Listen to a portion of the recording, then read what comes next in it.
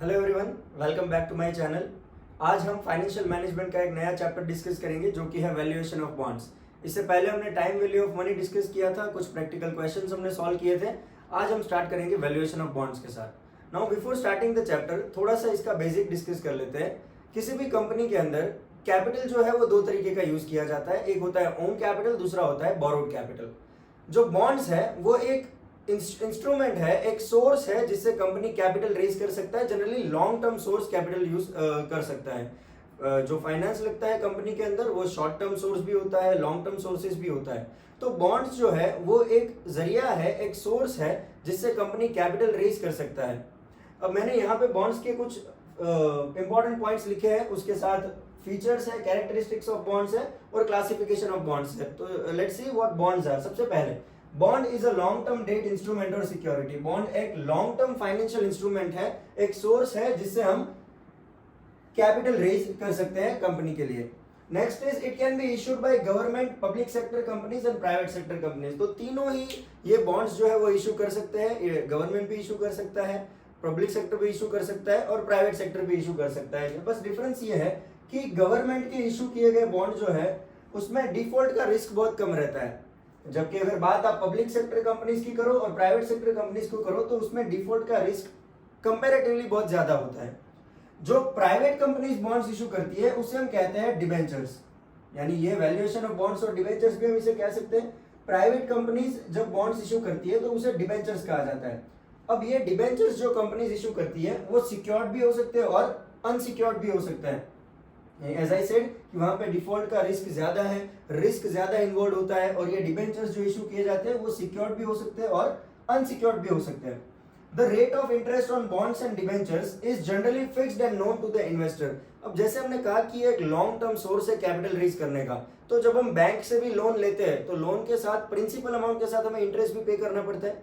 तो जो person bonds के अंदर इन्वेस्ट करेगा वो डेफिनेटली इसमें कुछ रिटर्न अपना देख रहा होगा कि एडिशनल अमाउंट क्या मुझे मिलेगा अगर मैं बॉन्ड्स में इन्वेस्ट करूंगा। तो याद रखना बॉन्ड्स के ऊपर हमेशा एक इंटरेस्ट रेट आता है, जो इंटरेस्ट रेट ऑलरेडी फिक्स्ड होता है और इन्वेस्टर को पता होता है कि भाई कितना परसेंट मुझे इंटरेस्ट इस बॉन्ड्स के ऊपर मिलने वाला है। So that are some of the important points of bonds. अब हम देखते हैं कि उसकी कैरेक्टरिस्टिक्स क्या है, उसके फीचर्स क्या है। तो चार कैरेक्टरिस्टिक्स मैंने यहाँ पे लिखी है। सबसे पहला है फेस वैल्यू। फेस वैल्यू को हम पार वैल्यू भी कहते हैं। जनरली ये वो वैल्यू है जिस वैल्यू पे बॉन्ड्स को इशू किया जाता है। मार्केट में बॉन्ड्स कितने रुपए में आपने इशू किए, उस वैल्यू को हम कहते हैं फेस वैल्यू या पार वैल्यू। जनरली ये फेस वैल्यू या पार वैल्यू ₹100 या ₹1000 हो सकता है। ₹100 और ₹1000 it can be. Interest rate, अभी हमने यहाँ पे देखा कि हर बॉन्ड के ऊपर एक इंटरेस्ट रेट होता है, इंटरेस्ट रेट पे किया जाता है। अब ये इंटरेस्ट रेट जो है वो हमेशा फिक्स रहता है और इन्वेस्टर को पता भी होता है कि कितना परसेंट इंटरेस्ट रेट उनको मिलेगा। हमें ये याद रखना है कि इंटरेस्ट रेट जितना भी परसेंटेज हो वो परसेंटेज हमें हमेशा फेस वैल्यू के ही लेने होते हैं। इंटरेस्ट हमेशा फेस वैल्यू पे काउंट होता है, कोई और वैल्यू पे इंटरेस्ट हम कैलकुलेट नहीं करते हैं। अगर फॉर एग्जांपल आपका बॉन्ड का फेस वैल्यू ₹100 है and interest is given in percentage 10%. So you have to calculate 10% of ₹100. तो ₹10 का इंटरेस्ट आपको इसके ऊपर मिलेगा। So that is interest is always calculated on face value of the bond. उसके बाद है मेच्योरिटी। हर बॉन्ड के साथ एक मेच्योरिटी पीरियड भी होता है। मेच्योरिटी मतलब वो कितने टाइम ड्यूरेशन का बॉन्ड है। जैसे लोन का टेन्योर होता है कि 5 साल की लोन है, 8 साल की लोन है, 10 साल की लोन है, वो उसे मेच्योरिटी पीरियड कहते हैं कि भाई 5 साल के बाद ये लोन खत्म हो जाएगा, 8 साल के बाद आपको ये लोन रीपे कर देना पड़ेगा। तो एक मेच्योरिटी पीरियड है, बॉन्ड्स के साथ हमेशा एक मेच्योरिटी पीरियड आता है। Next is redemption value. Redemption मतलब क्या होता है? रिडेम्पशन का मतलब होता है किसी भी चीज को बाय बैक करना। जब आप बॉन्ड्स इशू करते हो तो उसको रिडीम भी किया जाता है। जब उसका मेच्योरिटी आ जाता है तो कई बार कंपनीज उन बॉन्ड्स को रिडीम कर लेती है, वापस परचेज कर लेती है। अब जब रिडेम्पशन वैल्यू फेस वैल्यू से अलग हो सकता है। आपने ₹100 में बॉन्ड इशू किया, लेकिन चाहो तो आप बॉन्ड को ₹95 में रिडीम कर सकते हो। जब हम ₹95 में रिडीम करेंगे तो ये किस पे रिडीम हुआ है? ये डिस्काउंट पे रिडीम हुआ है। और ये केस भी ये भी हो सकता है कि आपने ₹100 फेस वैल्यू का बॉन्ड इशू किया और आपने 110 में उसको रिडीम किया, तो यहां पे आपने रिडेम्पशन किस पे किया है? प्रीमियम पे किया है। आपने रिडेम्पशन प्रीमियम पे किया है। तो रिडेम्पशन वैल्यू फेस वैल्यू से अलग हो सकता है, या कई बार ये भी हो सकता है कि आप पार वैल्यू पे इसे रिडीम कर रहे हो, यानी 100 रुपए में इश्यू किया था और 100 ही रुपए में आपने इसको बायबैक किया। यहाँ आप इसको डिस्काउंट पे रिडीम कर सकते हो या फिर आप इसको प्रीमियम पे रिडीम कर सकते हो। तो ये 4 कैरेक्टरिस्टिक्स है जो हमें याद रखनी है बॉन्ड्स की। उसके बाद आ जाते हैं क्लासिफिकेशन ऑफ बॉन्ड्स। बॉन्ड्स कौन से टाइप्स के होते हैं, क्या क्लासिफिकेशन है उसका। तो सबसे पहला बॉन्ड विथ मेच्योरिटी, एक ऐसा बॉन्ड जो मेच्योरिटी पीरियड के साथ आता है। याद रखना हर बॉन्ड मेच्योरिटी पीरियड के साथ नहीं आता है। जिस बॉन्ड में आपको मेच्योरिटी पीरियड दिया है कि ये इतने साल का बॉन्ड है, 7 साल का बॉन्ड इश्यू हुआ है, 5 साल का बॉन्ड इश्यू हुआ है, नंबर ऑफ इयर्स जब आपको क्वेश्चन में दिया है, that means the bond is with maturity. दूसरा है प्योर डिस्काउंट बॉन्ड, ऐसा बॉन्ड जिसके ऊपर कोई इंटरेस्ट रेट नहीं है, जिसके ऊपर कोई इंटरेस्ट रेट नहीं है, प्योर डिस्काउंट बॉन्ड है, जिसे हम जीरो कूपन बॉन्ड भी कहते हैं। Pure discount bond is also known as zero coupon bond. And last is perpetual bond. अब परपेचुअल बॉन्ड क्या होता है, जैसे हमने कहा कि कुछ बॉन्ड ऐसे होंगे जिसमें मेच्योरिटी पीरियड नहीं होगा।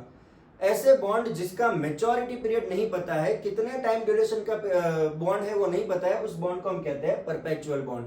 तो ये 3 टाइप के बॉन्ड्स होते हैं, bond with maturity, pure discount bonds and perpetual bond. ये तीनों का ही कैलकुलेशन पार्ट हमें देखना है, जिसके लिए कुछ फॉर्मूलाज है हमारे पास, कुछ टेक्निक्स है किस तरीके से इस वैल्यूएशन करेंगे। हमें ये 3 टाइप के बॉन्ड्स का वैल्यूएशन करना है, that is why it is called as valuation of bonds, कि ये बॉन्ड का वैल्यू कितना है, वो वैल्यू हमें कैलकुलेट करना है कुछ फॉर्मूलाज यूज करके। So let's start with first that is bonds with maturity.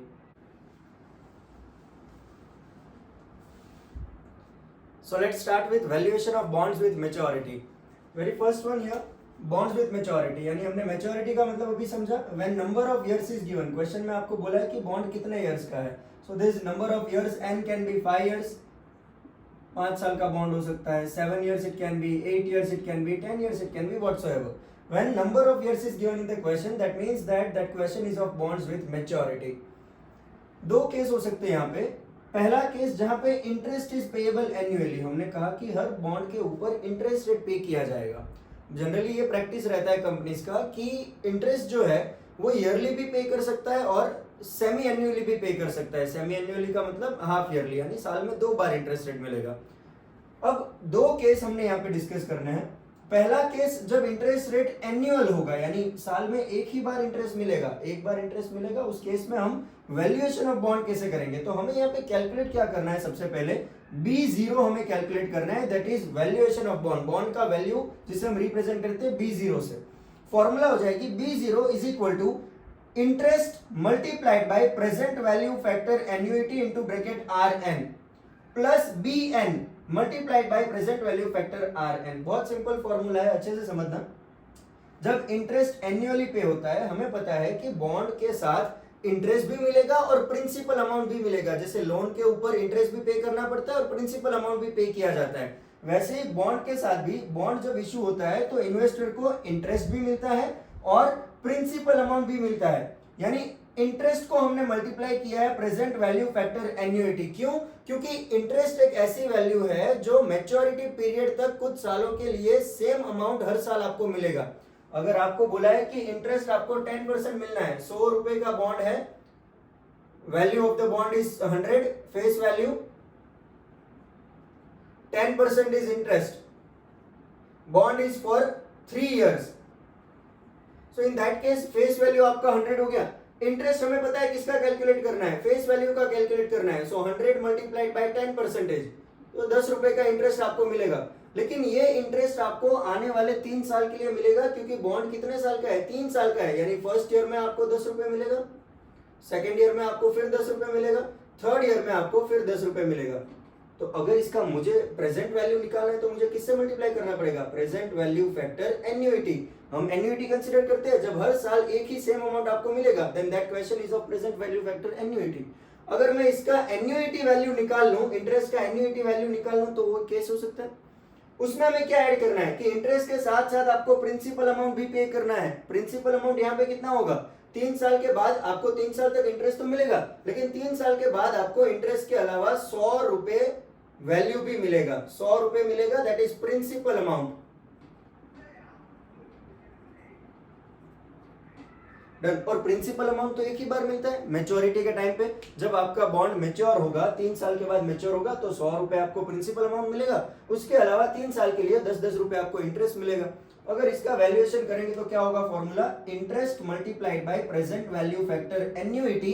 क्योंकि इंटरेस्ट हर साल मिलने वाला है और एक ही अमाउंट मिलेगा, तो हम पीवीएफए के साथ मल्टीप्लाई करेंगे into bracket R N, rate of interest और नंबर ऑफ इयर्स। क्वेश्चन में आपको दिया होगा रेट ऑफ इंटरेस्ट और नंबर ऑफ इयर्स कितना है, plus principal amount. Principal amount एक ही बार मिलेगा, इसलिए उसको हम पीवीएफ से मल्टीप्लाई करते हैं, एफए यूज नहीं करते हैं।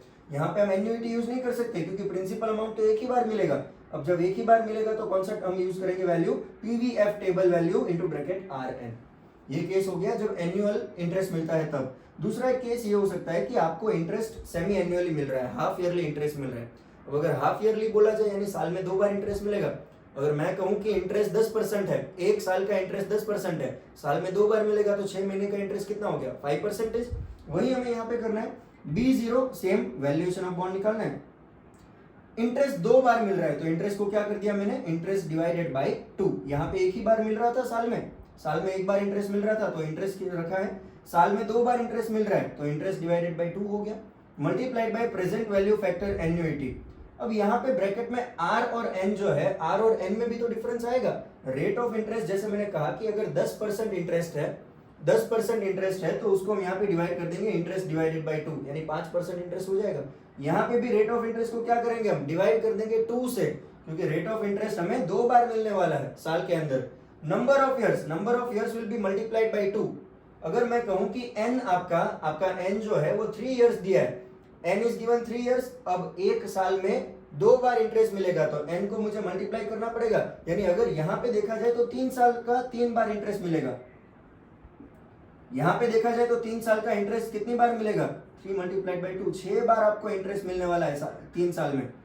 यहाँ पे 3 साल में 3 बार इंटरेस्ट मिलेगा, यहाँ पे 3 साल में 6 बार इंटरेस्ट मिलेगा, क्योंकि साल में 2 बार मिल रहा है। तो मुझे n को क्या करना पड़ेगा, मल्टीप्लाई करना पड़ेगा 2 से, r को क्या करना पड़ेगा, डिवाइड करना पड़ेगा 2 से, plus principal amount into bracket PVF, sorry multiplied by PVF into bracket r by 2 n multiplied by 2। जो भी रेट ऑफ इंटरेस्ट दिया होगा उसको 2 से डिवाइड कर दो, n जो दिया होगा उसको 2 से मल्टीप्लाई कर दो।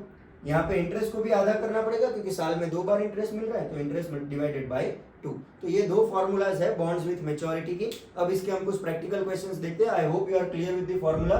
एक एनुअल इंटरेस्ट का फॉर्मूला है, एक सेमी एनुअल इंटरेस्ट का फॉर्मूला है। जैसे मैंने पहले भी कहा था, आपका टाइम वैल्यू ऑफ मनी का जो चैप्टर है वो आगे फॉलोइंग चैप्टर्स में बहुत यूजफुल रहेगा। तो यहाँ वैल्यूएशन ऑफ बॉन्ड चैप्टर में भी हमें time value of money use करना है। अगर आप देखो यहाँ पे हमने पीवीएफ टेबल यूज किया है, यहाँ पीवीएफ टेबल यूज किया है, so that is nothing but time value of money. Fine, so I hope you are clear with the formula. अब हम इसका एक प्रैक्टिकल क्वेश्चन देखते हैं तो ज्यादा अच्छे से आपको पता चल जाएगा।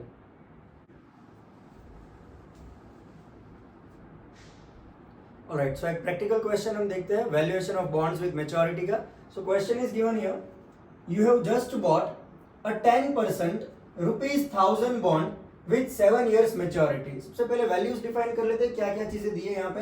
दिस 10% क्या रिफ्लेक्ट कर रहा है, 10% is nothing but interest rate. Interest is given 10%। ₹1000 bond with 7 years maturity. मैंने कहा था कि आपका फेस वैल्यू, आपका पार वैल्यू ₹100 या ₹1000 हो सकता है। तो यहाँ पे 1000 रुपए का बॉन्ड दिया है, एक बॉन्ड 1000 रुपीज का है, तो हमें फेस वैल्यू दिया है, face value is given ₹1000 with 7 years maturity. Maturity period दिया है क्वेश्चन में, यानी ये क्वेश्चन हो गया बॉन्ड्स विथ मैच्योरिटी का। So maturity period is given, तो मैच्योरिटी पीरियड को हम रिप्रेजेंट करते हैं n से, n is equal to 7 years। Other information is given as such, the interest is payable annually. इंटरेस्ट आपको एन्युअली पे करना है। हमने कहा था 2 तरीके से आप इंटरेस्ट दे सकते हैं, एन्युअली और सेमी एन्युअली। यहाँ पे इंटरेस्ट आपको एन्युअली देना है, यानी साल में एक ही बार इंटरेस्ट मिलेगा। How much you should pay for the bond if your required rate of return is 12% and 9%। आपको बॉन्ड के लिए कितना पे करना चाहिए अगर आपका रिक्वायर्ड रेट ऑफ इंटरेस्ट 12% और 9% है। तो हम फॉर्मूला डिफाइन कर लेते हैं। पहले तो हमने अभी फॉर्मूला देखा कि इस पर्टिकुलर क्वेश्चन को सॉल्व करने के लिए हमारे पास एक फॉर्मूला है, and that formula is when interest is payable annually. Annually का हमने फॉर्मूला देखा था, it is B0 is equal to interest multiplied by PVFA R N plus principal amount B N multiplied by P V F R N. अब जबकि interest 10% दिया है तो हमें तो उसे वैल्यू में कन्वर्ट करना पड़ेगा। वैल्यू में कन्वर्ट करने के लिए क्या करेंगे, इंटरेस्ट इज इक्वल टू ये 10% किसका लिया जाएगा, फेस वैल्यू का। हमेशा याद रखना इंटरेस्ट फेस वैल्यू पे ही कैलकुलेट करना है। तो that will be 10% multiplied by ₹1000। Face value 1000 रुपए दिया है तो इस केस में कितना हो जाएगा, इंटरेस्ट 100 रुपए इंटरेस्ट हो जाएगा। इंटरेस्ट की वैल्यू आ गई 100। अब हम इसको फॉर्मूला में रख सकते हैं, B0 is equal to interest is ₹100 multiplied by. अब हमें पता है कि इंटरेस्ट हर साल मिलेगा 100 रुपए। कितने सालों के लिए मिलेगा, 7 साल के लिए इंटरेस्ट लगातार मिलने वाला है हर साल 100 रुपीज। तो हमें इसको किससे मल्टीप्लाई करना पड़ेगा, प्रेजेंट वैल्यू फैक्टर एन्युइटी। अगर आप देखोगे सबसे पहले हम 12% पे कैलकुलेशन कर रहे हैं। हम पहला कैलकुलेशन 12% पे कर रहे हैं। ये जो कैलकुलेशन हो रहा है वो 12% पे हो रहा है। तो 12% पे अगर मैं कैलकुलेशन करूं, मेरा रिक्वायर्ड रेट ऑफ रिटर्न है 12%। In that case PVFA value table मुझे कैसा देखना पड़ेगा, जहां पे रेट ऑफ इंटरेस्ट 12% हो और N is equal to 7 years हो। मैं क्या लिखूंगा, पीवीएफए 12% मेरा रिक्वायर्ड रेट ऑफ रिटर्न है और 7 साल की मैच्योरिटी है बॉन्ड की, प्लस प्रिंसिपल अमाउंट। अब यहाँ पे रिडेम्पशन वैल्यू आपको दिया नहीं है कितने रुपए में आपको रिडीम करना है, तो हमें याद रखना है कि प्रिंसिपल अमाउंट कितना होगा, 1000 रुपए ही होगा। आपको 7 साल के लिए इंटरेस्ट तो देना है, उसके अलावा 1000 रुपए प्रिंसिपल अमाउंट भी आपको मैच्योरिटी के बाद देना है। और प्रिंसिपल अमाउंट एक ही बार मिलता है तो इसको हम मल्टीप्लाई करेंगे, पीवीएफ आर एन। आर कितना होगा 12% और एन हो जाएगा 7 ईयर्स। अब अगर इसको आप आगे सॉल्व करोगे, आप पीवीएफए टेबल में 12% रेट ऑफ इंटरेस्ट और 7 इयर्स की वैल्यू अगर आप देखोगे पीवीएफए में, तो पीवीएफए में वैल्यू आएगी 4.564। टेबल के अंदर वैल्यू आएगी 4.564 plus 1000 multiplied by PVF value अगर आप देखोगे 12% और 7 साल का, तो वैल्यू आएगा 0.452। अब हम इसको मल्टीप्लाई करके आंसर कैलकुलेट करते हैं, कितना होगा इसका valuation of bond. So let's see, 100 multiplied by 4.564, the value will be 456.4 plus 1000 multiplied by 0.452, so that will be 452। Bond का वैल्यू कितना हो गया, B0 bonds value, current value is 456.4 plus 452, 908.4। ये होगा आपका आंसर। सिमिलर कैलकुलेशन हम 9% के लिए भी कर सकते हैं। अगर हम 9% पे कैलकुलेट करना चाहे, पहला हमने 12% पे कैलकुलेट किया, अब हम 9% पे कैलकुलेट करके एक बार देख लेते हैं। 9% के लिए हम फॉर्मूला सेम यूज करेंगे, B0 is equal to interest multiplied by PVFA into bracket RN plus principal amount BN multiplied by PVFRN। यहाँ पे रेट ऑफ इंटरेस्ट बदल जाएगा, नंबर ऑफ ईयर सेम रहेगा। रेट ऑफ इंटरेस्ट कितना हो जाएगा, 9% हो जाएगा।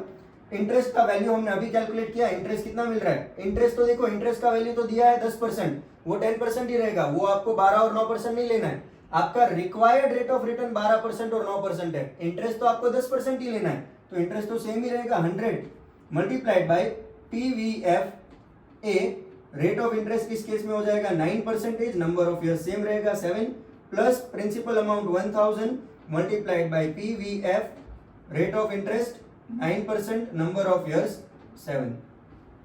कैलकुलेशन करेंगे हम 100 मल्टीप्लाइड बाई, अगर आप पीवीएफए टेबल में 9% 7 इयर्स की वैल्यू देखोगे, वो वैल्यू आएगी 5.033 प्लस 1000 मल्टीप्लाइड बाई, अगर पीवीएफ टेबल में वैल्यू देखोगे 9% 7 इयर्स, तो वैल्यू आएगी 0.547। आगे इसको सॉल्व करेंगे तो आंसर आएगा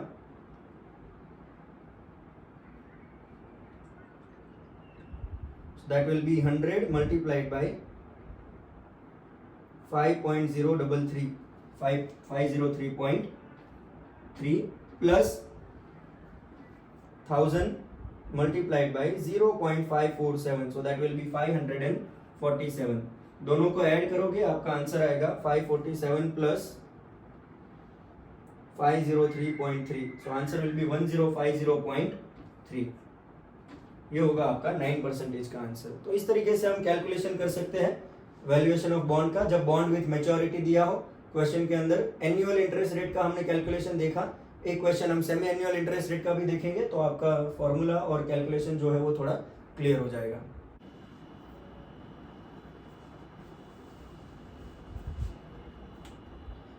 तो एक अगला क्वेश्चन देखते हैं हम। A 10-year bond of ₹1000 has an annual interest rate of 12%. Values देख लेते हैं पहले। n is given 10 years, n is equal to 10 years. Face value is given 1000. Annual interest rate is I is equal to 12%. 12% of face value. So that will be 12% multiplied by 1000. इसका 12% हम निकालेंगे 1000 rupees का, 120 rupees.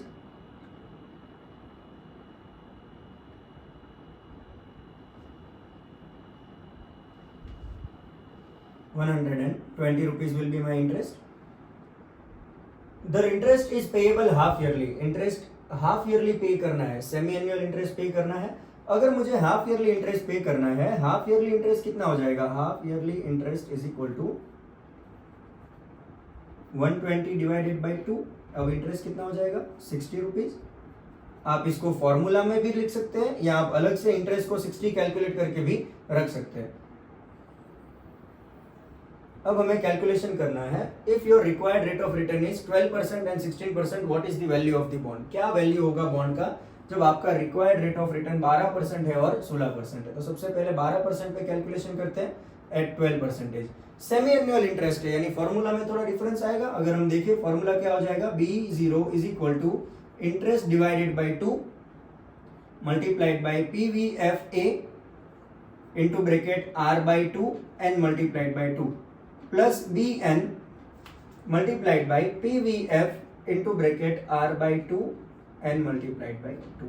ये होगा formula हमारा जब half yearly interest है। तो इसके पहले ही हमने फॉर्मूला देखा, इंटरेस्ट डिवाइडेड बाई 2। अगर आप देखो तो इंटरेस्ट कितना आया है? 120 डिवाइड बाई 2 कर देंगे, multiplied by present value factor annuity, present value factor annuity R/2। अब हमारा रिक्वायर्ड रेट ऑफ रिटर्न कितना है? 12% है। 12% दिया है, R इज इक्वल टू 12%। तो अगर मुझे R/2 करना है, ये कितना हो जाएगा? 12/2 n multiplied by 10। Number of years हमें 10 दिया है, number of years is equal to given 10, n multiplied by 2 करेंगे, 10 multiplied by 2 plus principal amount. Principal amount कितना होगा? प्रिंसिपल अमाउंट होगा 1000 रुपए, क्योंकि रिडेम्पशन की कोई वैल्यू नहीं दी है कितने पे रिडीम करना है, तो हम इसी को प्रिंसिपल वैल्यू कंसीडर करेंगे और वो एक ही बार मिलेगा तो हम PVF से मल्टीप्लाई करेंगे। रेट ऑफ इंटरेस्ट कितना हो जाएगा? 12/2, n हो जाएगा 10 मल्टीप्लाइड बाई 2। इसको आगे और सॉल्व करें अगर हम, तो 60 multiplied by PVFA 6% 20 years plus 1000 multiplied by PVF 6% 20 years, ऐसा हो जाएगा। अब हमें वैल्यूज देखनी है टेबल में। 60 multiplied by present value factor annuity table में 6% 20 साल की अगर आप वैल्यू देखोगे तो वो वैल्यू आएगी 11.470 plus 1000 multiplied by PVF 6% 20 years, 6% 20 years पे वैल्यू आएगी 0.312। सॉल्व करेंगे आगे इसको। 60 मल्टीप्लाइड बाई 11.40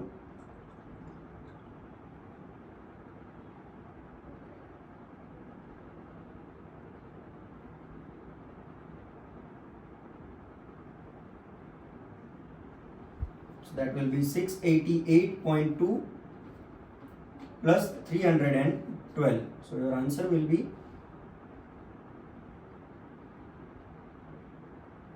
1000.2। ये आपका आंसर होगा जब आप 12% पे कैलकुलेट करोगे तो।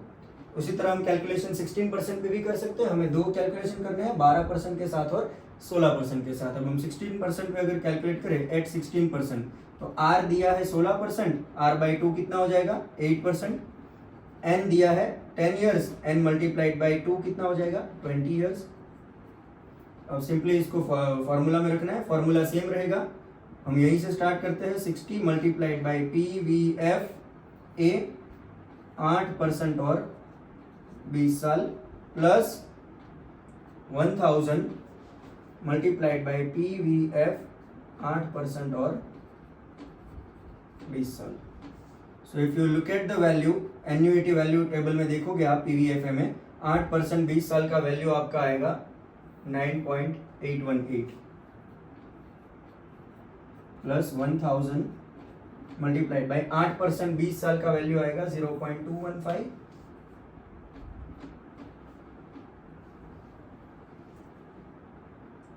So we can put down the values.